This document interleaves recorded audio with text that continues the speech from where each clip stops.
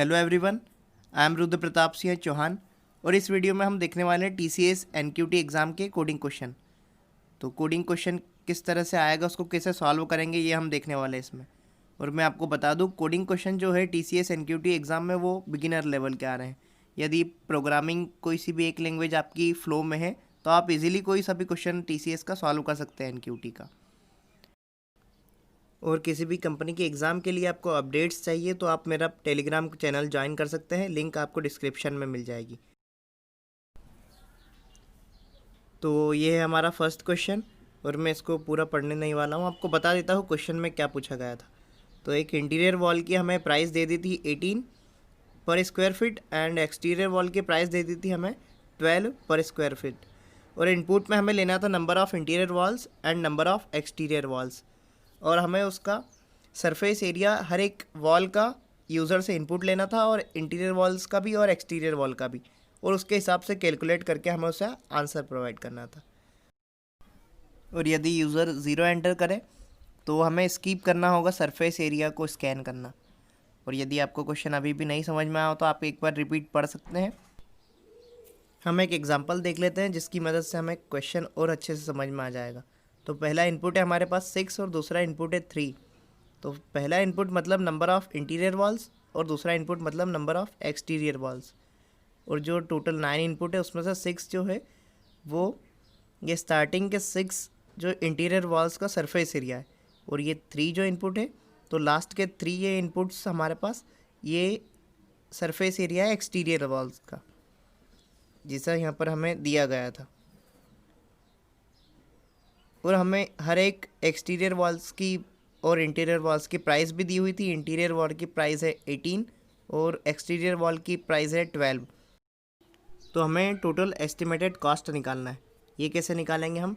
तो जो total surface area interior walls का है उसको ऐड करके हम 18 से मल्टीप्लाई कर देंगे, और इंटीरियर वॉल्स का जो टोटल सरफेस एरिया है उसे ऐड करके हम 12 से मल्टीप्लाई कर देंगे। तो हमारा आंसर आ जाएगा दोनों को ऐड करने के बाद।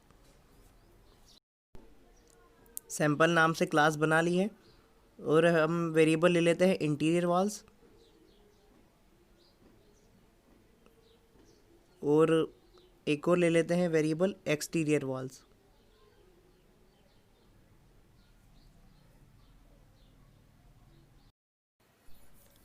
और वेरिएबल लेना होगा हमें एक सम 1 नाम से, उसकी इनिशियल वैल्यू हमने 0 रख दी, और सम 2 नाम से उसकी भी इनिशियल वैल्यू हमने 0 रख दी। इसका हम आगे यूज़ करने वाले हैं। और अब हमें स्कैन करवाना है यूज़र से total number of interior walls. तो स्कैनर से स्कैन करवा लेते हैं।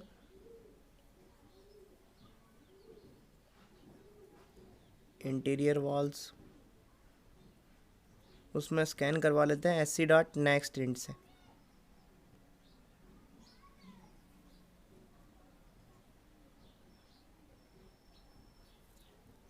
अब एक्सटीरियर अंडरस्कोर वॉल्स नाम के वेरिएबल में हम नेक्स्ट इनपुट भी स्कैन करवा लेते हैं। तो अगर वो एग्जांपल के हिसाब से हम देखें तो हम अभी तक यूज़र से 2 इनपुट ले चुके हैं, एक 6 हो गया और एक 3 हो गया। अब हमें एक कंडीशन दी हुई थी, यदि यूज़र 0 एंटर करे तो स्किप कर देना चाहिए। तो हम इफ़ बॉडी के अंदर लेते हैं, यदि इंटीरियर वॉल की वैल्यू ग्रेटर देन 0 होती है तो ही ये इफ़ की बॉडी के अंदर आना चाहिए। और इफ़ की बॉडी के अंदर हम क्या लिखेंगे, यहाँ पे हम एक फॉर लूप लगाएंगे, और जो भी इंटीरियर वॉल्स की साइज़ है वहाँ तक हम फॉर लूप को चलाएंगे, और उसके बाद वो नंबर ऑफ़ सरफेस एरिया है सभी को हम इनपुट ले लेंगे। फॉर लूप बना दिया है, i=0, i is less then interior walls, और हर बार i को इंक्रीमेंट कर दिया। फिर यदि आपने ध्यान से देखे हो सभी इनपुट, तो जो सरफेस एरिया थे वो सभी फ्लोट में थे। तो हमें एक फ्लोट वेरिएबल भी लेना होगा, 2 लेने होंगे, एक इंटीरियर वॉल्स के लिए और एक एक्सटीरियर वॉल के लिए। तो हम ले लेते हैं फ्लोट वेरिएबल z1 और z2।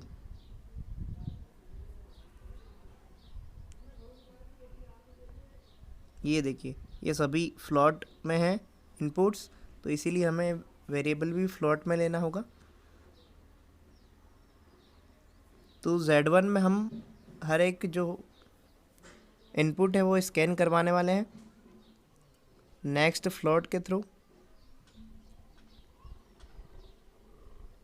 और जो सम वन नाम से वेरिएबल लिया था उसमें हम हर बार Z1 को ऐड करवा लेंगे ताकि हमें टोटल सरफेस एरिया मिल जाए। अब हमें सम ऑफ वन में टोटल जो सरफेस एरिया है वो मिल चुका है। इसके बाद हमें स्टार्टिंग में देखा था जो इंटीरियर वॉल्स की प्राइस थी वो 18 रुपीज़ पर स्क्वायर फीट थी। तो यदि सम ऑफ वन में हम 18 का मल्टीप्लाई कर दें तो हमें मिल जाएगा हमारा जो रिक्वायर्ड प्राइस है, एस्टिमेटेड प्राइस किसका, इंटीरियर वॉल्स का, तो वो हमें यहाँ पर मिल चुका है।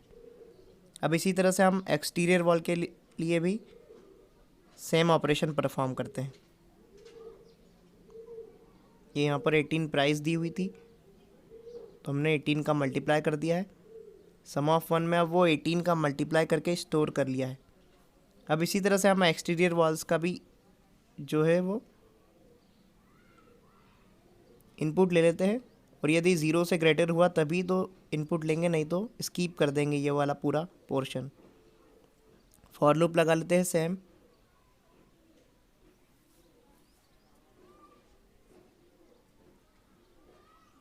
इंट j इक्वल टू 0 और j is less than exterior walls.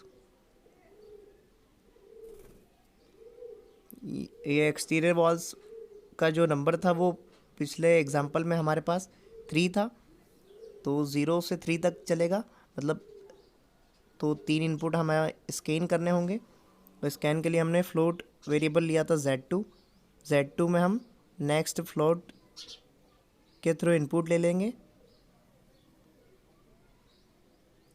और सम ऑफ 2 में हम Z2 को ऐड कर देंगे ताकि हमें सरफेस एरिया एक्सटीरियर वॉल्स का भी मिल जाए। और जैसा कि पिछली इफ़ कंडीशन में हमने यूज़ किया था सम ऑफ 1 इंटू 18, तो यहाँ पर सम ऑफ 2 इंटू 12 करेंगे क्योंकि एक्सटीरियर वॉल्स की प्राइस जो है वो है 12 रुपीज़ पर स्क्वायर फीट।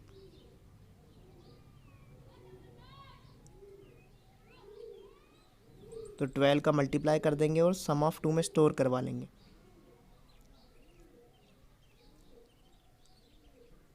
अब हमारे पास जो है वो सम ऑफ 1 और सम ऑफ 2 को यदि ऐड कर दें तो हमें हमारा आंसर जो है वो मिल जाएगा। और ये TCS NQT में ये बहुत ज़्यादा ज़रूरी है कि आपको जो आउटपुट फॉर्मेट दिया गया है उसी के हिसाब से आपको प्रिंट करवाना है।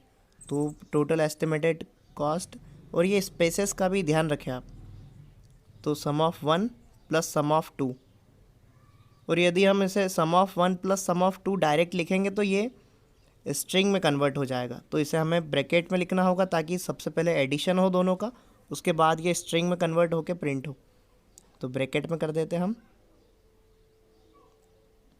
उसके बाद हमें स्पेस के साथ एक और INR प्रिंट करवाना था जो कि आउटपुट फॉर्मेट में दिया हुआ था।